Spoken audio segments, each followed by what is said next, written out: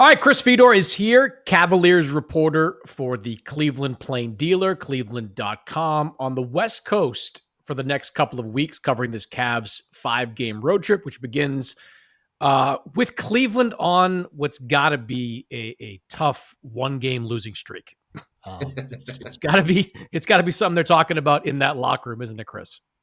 Freak out mode in the city of Cleveland. Oh my God, we lost a game. What is that? We're not familiar with losses. 16 consecutive wins. That streak ended on Sunday against Orlando. But as we record this, of course, the Cavs are 56-11, best record in the NBA, still with a mathematical chance to win 70 games this season, something only 2 teams in league history have accomplished. I want to start here, Chris, because I spent part of this morning looking through the Cavs game notes, which what else would someone do on a Tuesday morning? And I want to throw some of these rankings at you that we see in these game notes that Cleveland has at this point this season. They are first in offensive rating, second in points scored, first in 3-point percentage, 7th in defensive rating, second in net rating. Out of all these numbers, or maybe there's another one that jumps out to you, what is the most surprising statistic? What have the Cavs excelled at that maybe you didn't think they would coming into the season? I think it's the fact that there's the offense and the defense, and they're both in the top 10, Chris, because I think there was a belief that the Cavs could, and they had the talent to take the next step offensively. But there was always a question inside this organization of, okay, would it come at the expense of the defense? And it hasn't. They've taken the leap that they needed to offensively. They've been the best offensive team in the NBA, one of the best offensive teams in NBA history, but it hasn't come at the expense of the defense. And that's been the backbone, that's been the foundation for this team. Kenny Atkinson talked about it going all the way back to training camp in Sarasota. The first thing that they talked about when they gathered as a team in Sarasota, it wasn't about how do we make the offense better, although everybody knew that that had to happen. And it was like Kenny Atkinson came in and he had this reputation as an offensive mastermind, and he was going to take them to the next level and do Golden State Warriors type things. And the first day of training camp, he's talking about defense, and everyone's like, wait a minute. Like, that's not your reputation. What are you talking about? What about this offense that was middle of the pack? What about this offense that was historically bad in the NBA playoffs? What are you going to do to fix that? And he said, hey, look, like, I'm not going to go away from what we do best here in Cleveland. There's a foundation in place. There's an identity in place. And we need to be a great defensive team still. And the fact that they've been able to be that, and they've implemented all these different changes offensively, that to me is the most surprising and the most interesting aspect of this team when you talk about projecting them forward. So how have they been able to do it? Because you're right. Like, a lot of times when a team does make a big jump offensively, it does come at the expense of the defense, whether it's because of personnel changes, style of play. The scales tend to tip. I think the Knicks are kind of a great example of that. I mean, they made upgrades offensively with Karl Anthony Towns, but the result has been they are significantly worse defensively this season. How have the Cavs been able to maintain that balance where they're elite offensively and really, really good defensively? I think it's 2 things, Chris. I think, first of all, it's a commitment to it. You know, when they have that collective buy-in and they understand that that's their foundation, that's their backbone, they do the things that they need to do behind the scenes to make sure that it remains that way. And I think the other thing comes down to personnel. Chris, they have 2 of the elite defensive anchors in the NBA, and Evan Mobley, who's probably going to be Defensive Player of the Year, and Jarrett Allen, whose defensive metrics are off the charts. And in most cases, probably would be on an all-defensive team, but because the shine is on Evan Mobley, and he gets majority of the credit for the defense for the Cavs, Jarrett's kind of the forgotten man. But in terms of defensive win shares, in terms of defensive box plus minus, in terms of all the things that point to an individual's impact on the defensive end of the floor, Jarrett Allen's been one of the best in the NBA. When you have those 2 guys and you've got 48 minutes of elite rim protection, you're going to have a chance. And yeah, the Cavs have other weaknesses on defense, and Darius Garland is quote unquote undersized for his position, and Donovan Mitchell doesn't have the reputation as an elite defender or anything along those lines. But Evan Mobley and Jarrett Allen cover up mistakes. They erase mistakes. And with those two guys at the center of it all, the Cavs have always been an elite defense. So the personnel that they have is good enough and committed enough around those guys where they can cover up the weaknesses and make it so that there isn't a level of slippage on the defensive end of the floor. And I also think, Chris, the addition of DeAndre Hunter at the trade deadline, for all of the conversation about what he was going to bring offensively, he has been a premier defensive player since arriving here in Cleveland. And he's the kind of player that they needed out there on the perimeter to make it all come together in this kind of way. Yeah, I want to get into Hunter in a minute because like Kobe Altman and his staff pursued him like he was Kobe, like he was LeBron. They wanted him so bad.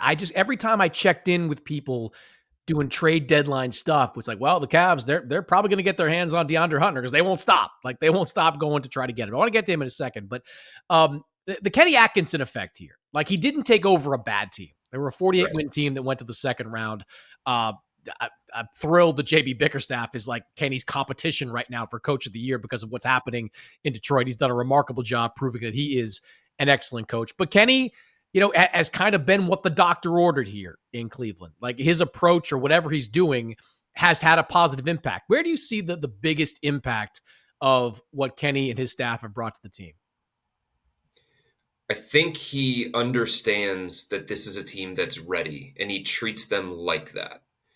I think there was a belief inside the organization over the last couple of years that JB Bickerstaff was still treating this group as one that was going through a rebuild. And when Donovan Mitchell arrived and Max Strus was brought in and George Niang was brought in, there was like a different readiness from this group that JB Bickerstaff maybe didn't recognize or wasn't ready to admit. And I think Kenny Atkinson understood what he was taking over and the way that he treats them, the things that he allows them to do, the football games that they play on off days on the campus of Vanderbilt, the joy that he has brought to this organization. Those are all things that you feel around this group. And that's the Kenny Atkinson touch. That's what he's brought from Golden State. And I think the other thing that he's brought, Chris, there is a belief in Kenny Atkinson that just didn't exist to the same level in JB Bickerstaff. Kenny Atkinson, the problem solver. Kenny Atkinson, the tactician. Kenny Atkinson, the guy who's going to get them prepared for third quarters after locker room adjustments and stuff like that. You know what I mean? Like, I think the Cavs appreciated JB Bickerstaff for all of the things that he did while he was here and taking them out of the darkness. But they reached a point where they grew as an organization and grew as players and grew as a team that they were ready to take the next step. And they needed a certain kind of coach to help them take that next step. And it wasn't JB Bickerstaff because those aren't the things that he's great at. He's great at taking teams that are at the very, very bottom, putting a culture in place, getting them to buy into something, getting them to be on the same page, putting structure in place and stuff like that. There's more of a looseness with Kenny Atkinson. There's more of an understanding of, how to manage egos and personalities and star players because he learned that in Los Angeles under Ty Lue, because he learned that in Golden State watching Draymond Green and Steph Curry and Steve Kerr's interactions with them. And there's just a belief that there was a player that used this phrase earlier this year, Chris, and he said, Kenny Atkinson's a problem solver. He's not a problem announcer. And I think there was a feeling of JB Bickerstaff knew what was going wrong with the team at various points, but he didn't have the answers on how to fix those things. And Kenny Atkinson, throughout the course of this year, he's always been able to find whatever answer it is that a team throws at them. And with that comes a whole ton of belief from the guys in that locker room. Well, he's found the answers for unlocking Evan Mobley. That's for sure. And I know from the guys that interviewed in Cleveland last year for that job, like the entire process was about Evan Mobley. Like it was just like, what are you going to do with Evan? How do you get more out of Evan Mobley? That's just what it was like that. And you know this, like it was that's what they wanted. They wanted more out of Evan Mobley. And when I watch these Cleveland games, especially during that winning streak, Kenny has I know he coached Draymond, but I don't necessarily see Draymond. I see more like Bam Adebayo and Domantas Sabonis and like ball handling bigs with higher usage rates than what Mobley had last year. He's putting him in different spots. Like he's not in like the dunker position anymore. He's the trailing big. He's, the screener on pick and rolls, but he's ball handling at times on pick and rolls. Like he's just putting him in new positions for Evan Mobley. And Evan just slides right into him and thrives in these spots. I mean, I think that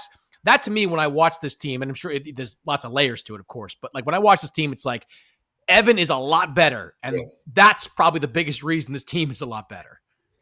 I mean, one of the first questions that President of Basketball Operations, Kobe Altman, asked Kenny Atkinson during his interview process was, what's your plan for Evan Mobley? And it's funny because I sat down with Kenny Atkinson recently, probably about a month ago, and we went through that whole process and how he approached that interview and how nervous he was, because he has been on record, Chris, as he wanted this job. Like it was a job that he prepared for, that he studied for, and he came with all of these different video clips, and he had this PowerPoint presentation, and he was ready to get through all of it. And he got through basically the Evan Mobley portion, and that was about it, because he spent so much time trying to lay out a detailed plan for how he was going to unlock Evan Mobley and how he was going to use Evan, because he knew that was going to speak to this front office, because he knew how much this front office needed that to be the case. And if this organization, many people have said this, Chris, if this organization's going to hang another banner, Evan Mobley's got to be the best player. He's got to be the most important player. And that's how Kenny Atkinson has approached this. He has empowered Evan Mobley. He has gotten him to a different level of confidence. And I think it also goes hand in hand with Donovan Mitchell. Donovan Mitchell had to take a slight step back so that he could elevate Evan. And he has empowered Evan. And every single opportunity that Donovan has gotten, he has told Evan, hey, like, we need you to be aggressive. Game 5 last year, following the loss against Boston, Donovan Mitchell didn't play. It's the Eastern Conference semifinals. Emotions are still raw. He pulls Evan Mobley to the side. He pounds him on the chest, and he says, that's who you are. That's how you need to be. Like, that's how you need to play against the best of the best, because he was great in Game 5. He was one of the best players on the floor, and that floor had future Hall of Famers, and that floor had MVP candidates on it. You're talking about Jaylen Brown, you're talking about Jason Tatum, and Evan Mobley was great in that Game 5. And Donovan Mitchell said, like, that's who you are, that's who you need to be. And I think when you have a player the caliber of Donovan Mitchell delivering those kinds of reinforcing messages to Evan, on top of the way that Kenny Atkinson is using him and giving him a certain kind of freedom within the offense, that all comes together to make Evan believe, hey, I am the guy. I am a guy to deal with here. This can be my franchise at some point in time. He keeps, he being Kenny Atkinson, he keeps invoking the name of Magic Johnson with Evan Mobley, which is like, I mean, that's like putting pressure on a guy, but whatever Evan's doing out there with the ball, Kenny keeps seeing flashes of 80s Magic like in and there, which is wild. But sometimes you do see it, like the passing, the no look passing, kind of the cutting that guys do around him. Like he just has this great presence and awareness of things that are going on out there on the floor. And I honestly think that Kenny, like, he must get like just this big smile on his face whenever he sees Evan like pull down a rebound and start the break by himself. Like that's what he wants Evan Mobley to do. Like start the game out in transition. I mean, he had that sequence that was all over Twitter at the time against Memphis when he boxed out Zach Edey, threw the ball out to Ty Jerome, got the ball back, nailed the three. Next possession, pulls down the next rebound, dribbles it up himself from the exact same spot, nails the three. I bet, and you talked, I'm sure, to everybody after that game, but like I'm sure everybody on the coaching staff and the front office was like, holy shit, if this guy is doing that on even a semi-regular basis, the rest of the league's in trouble. It's a wrap Yep. because that guy's an MVP. There was also a moment in Charlotte on the road. It was recently, and the Cavs had no business, being that close against the Hornets. But it seemed like their winning streak was going to end in Charlotte on a sleepy afternoon.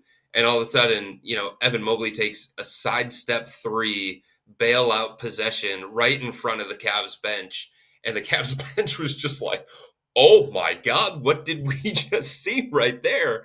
If he's going to do that kind of stuff, like now we're talking about more Kevin Durant-y as opposed to Kevin Garnett-y. You know what I mean? So, the way that Evan is being used within this offense, they had to do this though, Chris. They had to diversify their offensive attack because everybody knew when you got into a pressure situation, when you got into a big moment, all right, ball in the hands of Donovan, ball in the hands of Darius, high screen and roll, and not a whole lot of movement, not a whole lot of Bad cutting. shots would lead to bad shots in those situations. Yeah. Yeah. It was so predictable. So the Cavs have become less predictable on the offensive end of the floor. Kenny Atkinson likes to call it controlled chaos. And when you watch them operate offensively and then you look at the defense, they're like, who's going to get the ball? Like, who's going to cut? Like, who am I focused on? Am I focused on Evan? Am I focused on Donovan? Am I focused on Darius? Do I have to stay connected to DeAndre Hunter? Do I have to stay connected to Max Strus? And the flow that the Cavs have created offensively and the movement that they've created offensively and the random cutting and all those different things, they're still pick and roll heavy, and they're going to be because Darius Garland and Donovan Mitchell, they're elite at it. And Jarrett Allen's an elite pick and roll big, but it's all the other stuff that happens within the course of the possession that goes on around the pick and roll stuff. No defense has been able to figure these guys out to this point. I was looking this up recently. Like last year, Evan's usage rate among guys that have started games was 130th. Like he was sandwiched between like John Collins and Vasily Micic, like of all people. Like like he had just a usage rate that was way too low. Exactly what you would expect from a max player. Exactly. But like you touched on Donovan Mitchell taking a bit of a step back to allow for Evan to flourish. And I think that's probably been the case. And you mentioned Jarrett Allen kind of getting overlooked. I think Garland probably had to take a bit of a step back too, to give Mobley his room. And I give those guys credit for that because, we're talking about, two guys in Mitchell and Garland who are all-star caliber guards, Jarrett Allen, all-star caliber big man.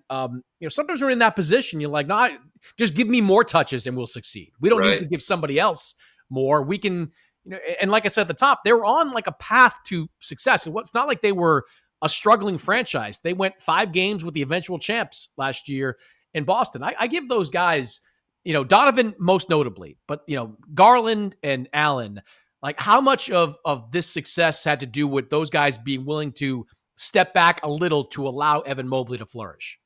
I think a huge part of it, Chris. I think sacrifice is at the center of this thing. And when you talk about winning championships, every single team throughout the course of history has had to sacrifice at some point in time, whether it's sacrificing minutes, whether it's sacrificing shots, touches, playing time. All of these guys are on the same page. And yeah, they have individual goals, of course. Evan Mobley wants to be Defensive Player of the Year. Donovan Mitchell wants to be top 5 in MVP voting. He wants to be first team All-NBA. Darius Garland wanted to be an All-Star again. So all these guys have these individual things that they want to accomplish because, this is the NBA and these guys have egos and they understand marketing and they understand branding and all that kind of stuff. But it doesn't come at the expense of team success because everybody is locked into the same goal. And these guys want to win. And they love winning. There's no doubt about it. But they hate losing. They hate losing at anything. And they're willing to do whatever it takes to avoid losing. And I think feeling the pain of the first round playoff exit a couple of years ago against New York, where they completely got punked out of the first round by New York, I think that sticks with them to this day. I think last year, feeling like they didn't have an opportunity to give Boston its best shot, it wouldn't have been good enough, but feeling like they didn't have that opportunity because Jared Allen wasn't out there. Karis LeVert was hurt for game 5. Donovan Mitchell was dragging his knee first and then his calf. And Evan Mobley wasn't ready to the same level that he is right now. And Darius Garland didn't have a level of basketball maturity because he had to learn through some of his failures and his mistakes and his shortcomings and stuff like that. So now they feel like they are ready. And now they feel like a championship is within their reach and they can actually do this. And in order to accomplish that, they understand that you have to sacrifice and you have to do whatever it is for the betterment of the team, and whatever that means, these guys are willing to do. Look, DeAndre Hunter could start on a majority of teams in the NBA. He's fine coming off the bench. Max Strus, he came into the season and he was supposed to be the starter at small forward, and he had to work his way back into that starting group. Jared Allen is not going to finish games at various points in the playoffs. He's already gone through a stretch, Chris, where he isn't finishing these games because they want to go Mobley solo and then surround him with spacing and shooting, and DeAndre Hunter at the 4 and Max Strus at the 3. So there's all of these different things. And you ask any of these guys publicly or privately, they're like, I don't care. I just want to win. And you see that, right? It's one thing to say that, but it's another thing to see it unfold. And, Jared Allen, to me, is the picture of that because he has taken a significant step. This is one of the best centers in the NBA. This is an all-star caliber center, and he's out there in fourth quarter winning time at various points, and he's got to be a lead cheerleader. That's tough. The two places you've seen that this season are in Cleveland and in Oklahoma City, where they both have that kind of depth of talent where you do have to sacrifice. Like in Boston, you've got like 6-7 guys that know they're going to play when they're going to play. Denver, if they could play their starters 48 minutes and get away with it, they probably could.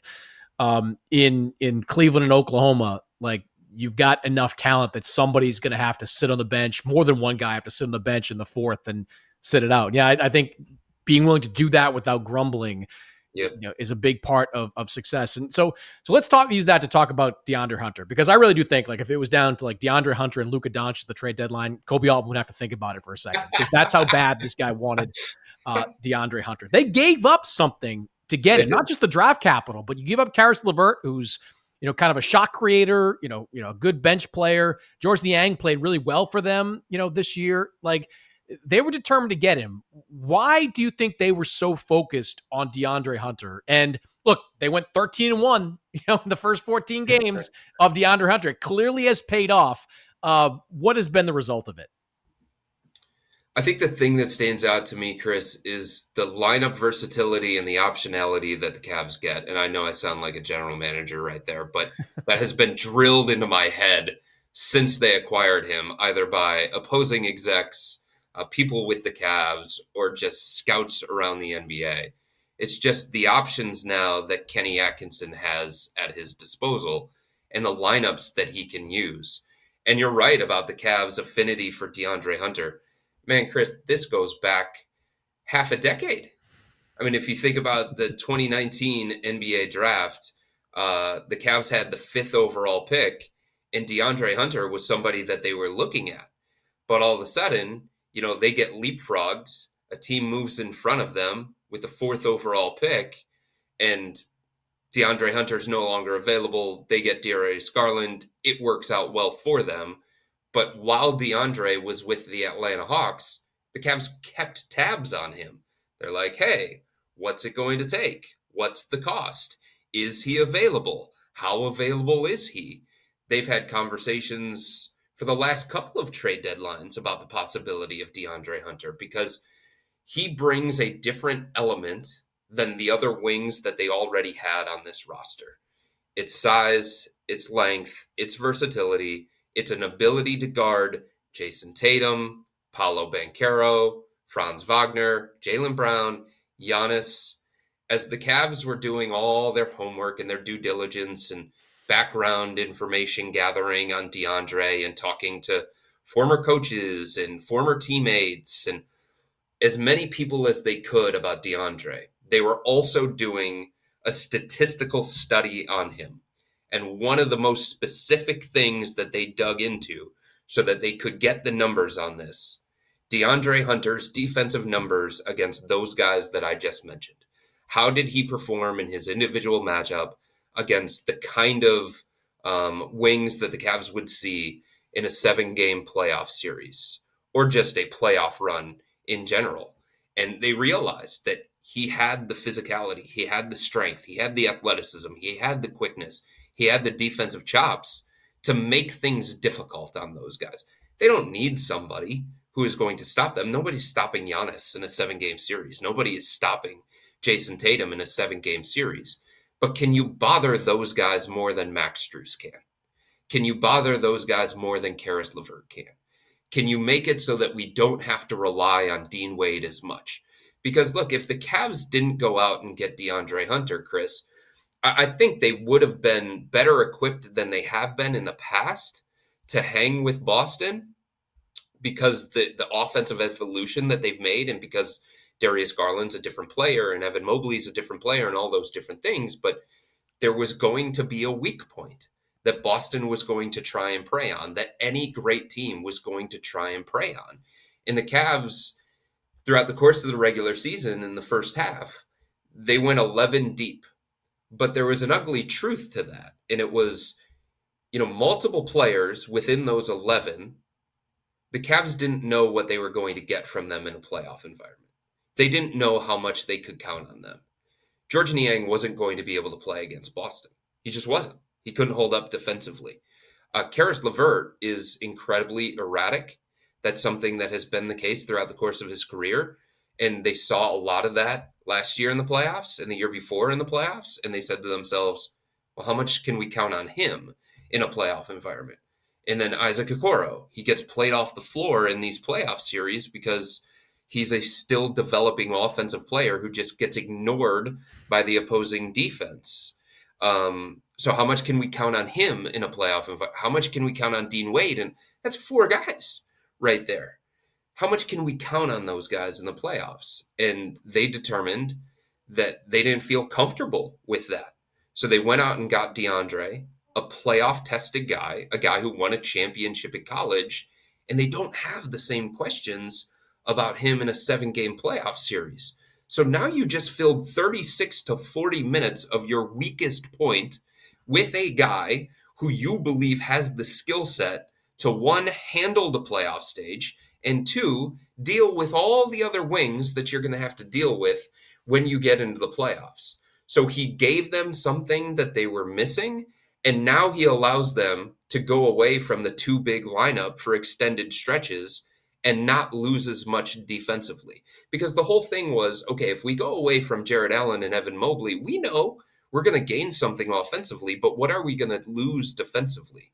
Well, now if that 4-man is DeAndre Hunter next to Evan Mobley, you don't feel like you're losing anything defensively or enough defensively. And what you're gaining in terms of versatility, spacing, 3-point shooting, offensive firepower, it's just so much more than what it was because that's DeAndre Hunter now instead of Dean Wade, Isaac Okoro, Karis LeVert, Max Strus, or any of the other guys that were going to fill those minutes. And he's shooting 48% from 3 in his first 14 games. Just a ridiculous number. I mean, the Cavs are getting surprised, Chris, when he's missing shots. I mean, you're almost at that point, a couple of percentage points, and you will be surprised. They're above the 50% mark. Use the phrase hang with Boston. That's what it's all about, right? Like that's the bar. And when I talk to people in Cleveland, I do get the sense that they believe they haven't quite gotten Boston's best shot yet this season, right? Like they're 2-2 against them. They had that great, I don't know if you can call it a comeback win when you're down the first quarter, but they came back from 20 some odd points in the first quarter and closed out a game in Boston. That's not nothing. But I do get the sense from talking to people that they're like, you know what? The Celtics have another level that they can go to, and we've got to show that we can match that. Like, do you buy that? Is that kind of your perception of things in Cleveland? 100%. As the series was going on last year in the Eastern Conference semifinals, multiple players in that locker room kept referring to Kristaps Porzingis as Boston's cheat code. And they understand that when Porzingis is out there, They're just a different kind of team. Offensively, defensively, floor spacing, three-point shooting. Evan Mobley has not been able to deal with Kristaps Porzingis. And look, he's not the only one who struggles with Kristaps. He is the original unicorn. He is very, very difficult for anybody to deal with. But Evan Mobley's numbers are drastically bad in games that Boston has Porzingis. So that is a problem that the Cavs and Mobley has to solve. And if Evan Mobley is essentially going to play Kristaps to a draw, or it's going to be very, very close with them, it's going to be advantage Boston. Because the Cavs need Evan Mobley in that 7-game series to be the guy that he's evolved into, this all-star player, this guy who's probably going to be on one of the 3 all-NBA teams. They need that more for their playoff success based on their makeup than Boston needs Porzingis to be great or outplay Evan Mobley. So that's something that the Cavs have talked about internally. In saying all of that, Chris, I do get the sense that there is a belief inside this Cavs organization that the only team that can beat them 4 times in 7 tries is Boston. The only team that has a chance to beat them 4 times in 7 tries is Boston. They don't believe that New York can beat them in a playoff series. And I think they're right for believing that because of the steps that they've taken offensively. And because the New York team that gave them problems in the past, this isn't the same team. All of the things that New York did better than the Cavs, those things don't exist anymore to the same level because New York's a different group of personnel and because the Cavs are a different group as well. Indiana, Milwaukee, like whatever, one of those teams, I just don't think there's a sense inside this organization that those teams have enough. So as simplistic as it sounds, it is about Boston for the Cavs. It's about proving to themselves that they can beat Boston 4 times in 7 tries. Yeah, and I think we are barreling towards what is going to be an incredible series. The Celtics only lost 2 games in the conference playoffs last year. They get Cleveland. That's to me a 7-game series. that is going to be a ton of fun when we get to that point. Chris, enjoy the West Coast weather for these next couple of weeks, man. Always appreciate your insight. Appreciate your time. Thanks for joining me, man. You got it, Chris. Anytime, man. Thanks for having me.